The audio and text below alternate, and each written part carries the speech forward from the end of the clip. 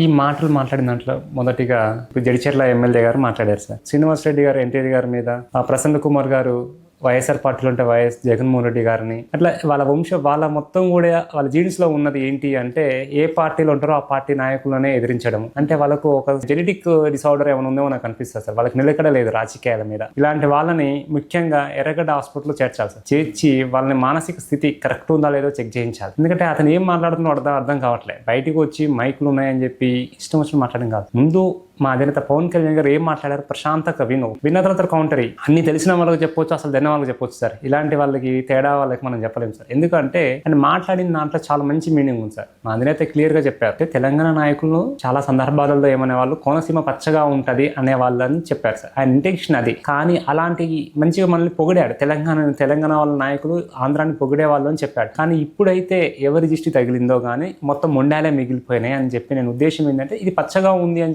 చెప్పడానికి ఇంటెన్షన్ చెప్పారు తప్ప ఆయన వ్యక్తి ఎక్కడ కూడా తెలంగాణ కించపరిచేలా కానీ, తెలంగాణ నాయకులను కించపరిచేలా కానీ, తెలంగాణ ప్రజల భావాలను దెబ్బతీసేలాగా మాట్లాడలేదు. అలా జగన్మోహన్ రెడ్డి దృష్టి తగిలి ఉండొచ్చు కదా. ఆయన యొక్క లెగ్ ఐరన్ లెగ్, ఆయన దృష్టి తగిలిదని ఎందుకు అనుకోవద్దు. అనుదీప్ రెడ్డి గురించి మాట్లాడుతాం సార్. ఫస్ట్ మొదటిగా ఆయన తీసింది అతను ఒంటరిగా పోటీ చేయి, అది టాపిక్ సంబంధం లేని టాపిక్ మాట్లాడి కూడా మాట్లాడింది సార్. ఎందుకంటే మనది మానసికంగా డిసార్డర్ ఉంది సార్ ఆయనకి. సో ఆయన ఎర్రగడ్డ హాస్పిటల్లో ట్రీట్మెంట్ చేయించాలి. ఇంకా ఆయన గురించి మాట్లాడుకుంటా సార్. ఇది ఆయన ఎలక్షన్ లో ఇచ్చిన అఫిడవిట్ 3,69,000 ఇన్కమ్ ట్యాక్స్ కట్టింది sir. So last financial year 22-23కి ఇది ఆయనకు ఆదాయం వచ్చి 4 లక్షల లోపు. కానీ ఈ రోజు ఆయన అనుభవిస్తున్నవి చూస్తే మన తెలంగాణలో ఎవరు కూడా అంత రాజభోగం ఎవరు ఉంచట్లేదు. రాజుల కాలంలో ఏ విధంగా ఉన్నాయి, ఇంట్లో చూస్తే మంచాలు వెండి, కుర్చీలు వెండి, బాత్రూమ్ లో ఉన్న ఐటమ్స్ కూడా వెండి ఉన్నాయి సార్. అంటే ఈ డబ్బులన్నీ ఎక్కడి నుంచి వచ్చినాయి? ఇంత పేదవాడికి అంత డబ్బులు ఎక్కడి నుంచి వచ్చాయి? 4 లక్షల రూపాయలు అంటే ఈరోజు సామాన్య శాలరీ. సో ఈ 14 నెలల్లో తెలంగాణ రాష్ట్రం మొత్తం పేదరికంతో ఇబ్బంది పడుతుంది. రాష్ట్ర ప్రభుత్వం కొన్ని పథకాలు డబ్బు లేక నడపట్లే. అలాంటి సమయంలో మాత్రం